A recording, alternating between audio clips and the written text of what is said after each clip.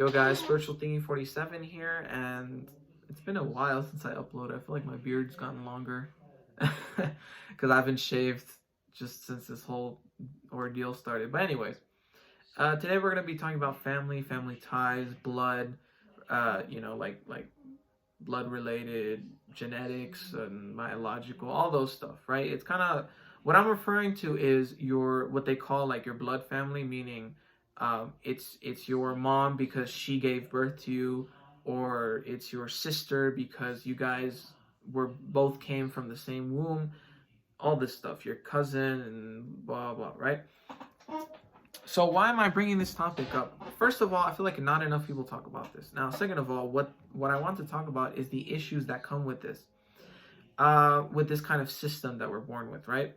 So let's just say, let me put an example to tell you guys like what exactly it is that I want to talk about. So first of all, let's put an example. So let's just say there's a biological, there's a parent, right? Let's just say a dad or a mom, right?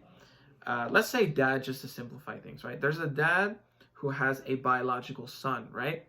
He and the mom gave birth to a son, right? And it's their son by blood and biology and all this stuff, right? So even if the parents don't care about the kid at all, they treat him like really bad, cruelly, they don't care, they never wanted a kid, blah blah. That's one example, right? That's one example of a family. Now there's another family where there's two parents, maybe even one parent. A lot of times it's one parent. One parent that has adopted a kid, or two parents, right? That has adopted a kid, and they treat them very well, and they respect them, and they raise them as if it were their own son, right? Now, according to society, which one do you think is better? According to society, what a lot of people will tell you is that, well, it's better to have a biological father, even if he's cruel, even if whatever, even if the parents don't care. It's better because they're the blood family, right? And a lot of people say, well, it's not the same because it's not your blood, because they're adopted, right? So you see, the issue here lies with kind of what was the let's call it supremacy, right? We kind of prioritize more just the fact that it's blood, right? It's a lot of people will tell you, well, because it's your blood dad, you have to get along with him, or because it's your blood sister and it's your relative, you have to get along with it, which I understand, right? I'm not saying don't get along with them. What I'm trying to say is, independently of whether they are your blood relatives or adoptive or your friends or whoever, if this person is toxic in your life, you cannot try to keep trying to make it work, even if they are blood. Now that's where the issue lies, and here's what I want to explain to you today. Let's just say, I'll put another example. There's a homeless guy in the street, right? There's two homeless people in the street, right? Let's just say there's a homeless guy who's really nice and he needs help, right? A lot of people would just pass by and not give him money or not really do anything, right? But let's just say that homeless person was your cousin, even if it's like a distant cousin, right? You would help them because it's your blood, right? Just because of that, even if the cousin is like somebody who just like has like no moral value, doesn't care anything, you're more willing to help that person because it's your blood, right? See, here's where the issue lies. It becomes blood supremacy. Now, this term doesn't really exist because we don't consider it like a type of discrimination. Like, for example, speciesism is a term that has been recently made for vegans, right? Me included. I'm almost vegan, but anyways, speciesism refers to discriminating animals, right? Discriminating against animals. Racism, another ethnicity or race, right? Speciesism, discriminating against animals. Well, we don't have a term yet for blood supremacy, and I do believe that since we are in the spiritual awakening, we will have a term for that in the future. Now, I will call it blood supremacy because what it basically means is just because it's your blood relative, you're more likely to help them just because of that. Even if somebody's nicer and they're not blood related, you're more likely to help your blood, cousin, mom, daughter, whatever, right? Just because of the fact that it's blood. Now, we are subconsciously in an age where we're repeating the medieval systems, right?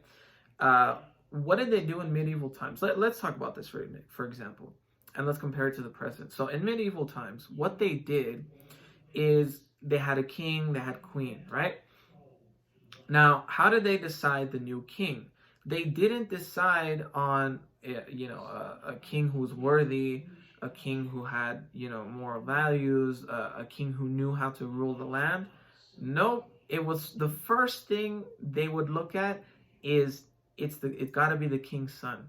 That's how they chose the next king, just because it was the king's son, not because of the values, not because of the morality of it. Nope. The first thing they went with was, oh, it's the king's son, so now he's the king now, right? The roles get passed down to the king's son, and then that son becomes the king, and then his son becomes the king, and it's passed down for generations, right? So if you see the issue here, the first thing we prioritize is, are they related to us? Now, I do understand the importance of somebody being related to you. Now, there are things that can be gained from having a healthy relationship with your blood relative, right? Even more if it's a nuclear family. Now, a nuclear family refers to like the basic bunch. You could say mom, dad, daughter, son, right? Parents and kids. That's basically a nuclear family, like your typical family, So yes, there is advantages. And if you do happen to have a healthy relationship with your blood relative, that's excellent. That's actually even better, right? But your first priority should not be, are they related to me or not? That's not healthy to kind of think about, right? Like, for example, let's just say you got a toxic parent, right? And I'm talking about like your parent is actually toxic. Don't think your parent is toxic just because they don't let you go out, or if you're a teenager, for example. That's not a toxic parent. A toxic parent is just a parent who really doesn't just care about their kids at all. They could care less, right? That to me is a toxic parent. A lot of times the parent has caused a lot of damage to the child, right? As the child goes older, becomes an adult, that person wants to keep the relationship going with their parent just because it's their blood relative, right? That's our first priority. We first want to see if they're blood related. Now, I don't think that should be our priority. I think that should be the last thing we should think of. I think the first thing we should think of is this person beneficial to my energy? Is the feeling mutual? Are we both helping each other out here, or is this just a toxic or codependent or etc., right? Is this something toxic, right? Because in any relationship, whether it be marriage, with your kids, friends, neighbors, whatever it might be, it has to be mutual, meaning, between the two of you. So it can't just be one person doing all the effort, or it can't be none of you doing any effort, right? Both of you have got to put enough effort to make it work and help each other out, right? Not depend on each other, but two independent beings helping each other out, right? That's the core of being in a relationship, the mutual part of it, coexisting with each other, not codepending. Codependence basically means like you depend too much on the other person. So the first priority would be, is this person beneficial to my lifestyle? And I don't mean it in like an egotistical way. I mean like beneficial as in, does this person lift me up and I lift them up too, right? Do we support each other? That should be your first priority. Not, well, if they're not blood, I won't really look into it too much. Or if they're blood, yes, okay, they're my blood, so now I have to make it work and have to make the relationship work.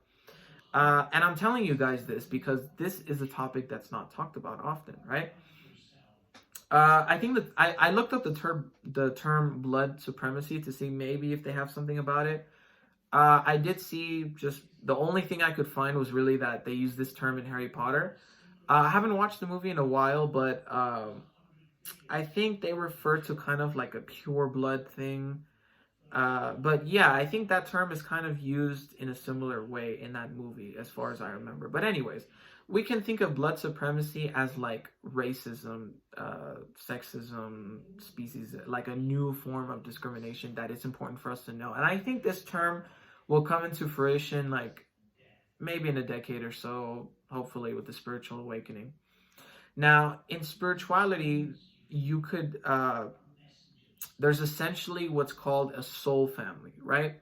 A soul family is an extremely like sacred and strong bond you will have with people, regardless of ethnicity, regardless of if they're your family or not. They could be your friends, your neighbors, your family. It could be, yes, your family can be soul family as well, but it has to be a very deep connection with the person.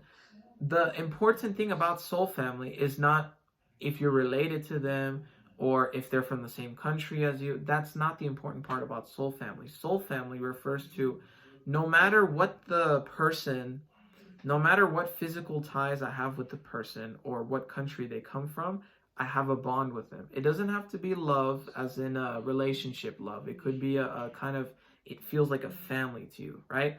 A dad or a mom or two parents adopting a child as if it were really their own, that's called a soul family because it's a soul to soul connection.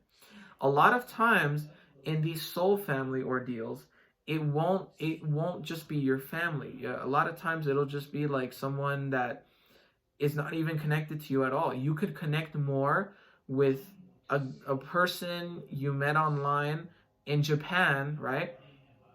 Rather than your own blood father, right?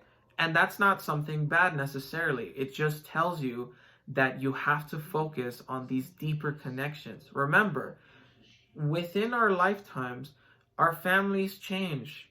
People come and go. All these physical ties, blood ties come and go. But you gotta focus on the deep sacred bonds that you'll have with people. Oh, I said low battery. You gotta focus on the deep bonds that you're gonna have with people. So I just thought it was an important topic to talk about.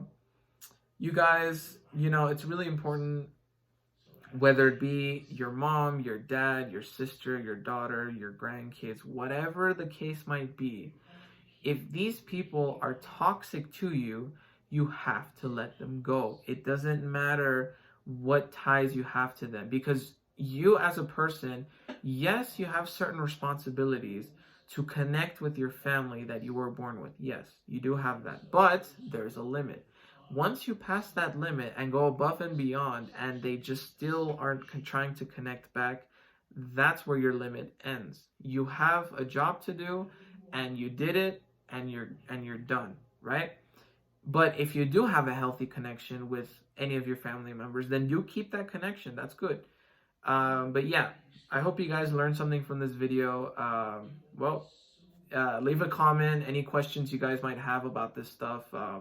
I'll be happy to answer. So anyways, guys, thanks for watching.